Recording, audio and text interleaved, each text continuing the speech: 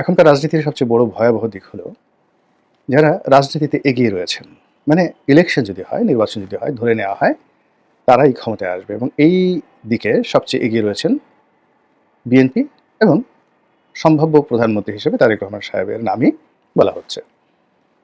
এখন তারেক রহমানকে ছোট করতে হবে, তিনি যেন প্রধানমন্ত্রী হতে না পারেন বলতে হবে।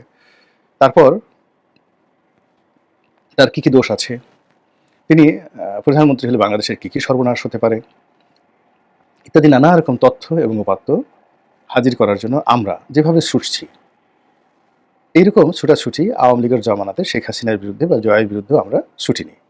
এই হলো তারেক রহমান সাহেবের দুর্ভাগ্য।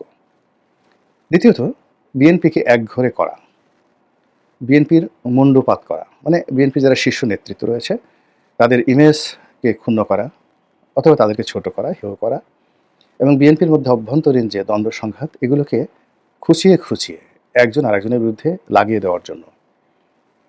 এখন যারা রাষ্ট্র চালাচ্ছেন তারা, রাষ্ট্রের গোয়েন্দা সংস্থা এবং ভ্রাতৃপ্রতিম অর্থাৎ বিএনপির সাথে খুব ভালো সম্পর্ক ছিল বা আছে, তাদের মাধ্যমে দেশি এবং বিদেশি গোয়েন্দারা যে বিষ ছড়াচ্ছে, এর ফলে টেকনাফ থেকে তেঁতুলিয়া পর্যন্ত যারা বিএনপি করেন তাদের জন্য এই দলটি করা, নিরাপদে করা ক্রমশ কঠিন থেকে কঠিনতর হয়ে যাচ্ছে। এবং আগামীতে নির্বাচন যত ঘনিয়ে আসছে বা আগামী বছর অর্থাৎ 2026 সনের ফেব্রুয়ারিকে টার্গেট করে বিএনপি যতই এগোনোর চেষ্টা করছে তার পথে অসংখ্য বাধা তৈরি করে এই দলটিকে একেবারে আওয়ামী লীগের একটা পর্যায়ে নিয়ে যাওয়ার জন্য আলটিমেটলি কেল্লা ফতের পর্যায়ে পৌঁছে গেছে বিএনপি বিরোধীরা।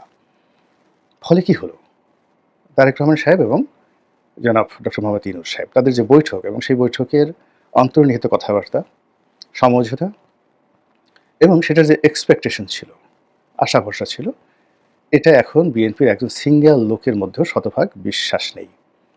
বিএনপির কিছু শীর্ষ নেতা অবশ্য মুখে মুখে বলছেন যে নির্বাচন ফেব্রুয়ারি মাসে না হওয়ার কারণ দেখছি না। তারপরে বলছেন ডক্টর মোহাম্মদ ইউনূস তার জীবনের শেষ প্রান্তে এসে পৌঁছেছেন, এখন তার চাওয়া পাওয়ার কিছু নেই, তিনি এই কাজ করবেন না, তিনি তার অঙ্গীকার রক্ষা করবেন। এগুলো খুবই দুর্বল যুক্তি, দুর্বল কথা এবং অসহায়ের ভাষা। যখন একটা মানুষ অসহায় হয়ে পড়ে তখন প্রতিপক্ষ তার মধ্যে একটা স্বরতান্ত্রিক মনোভাব মাথা নাড়া দিয়ে ওঠে।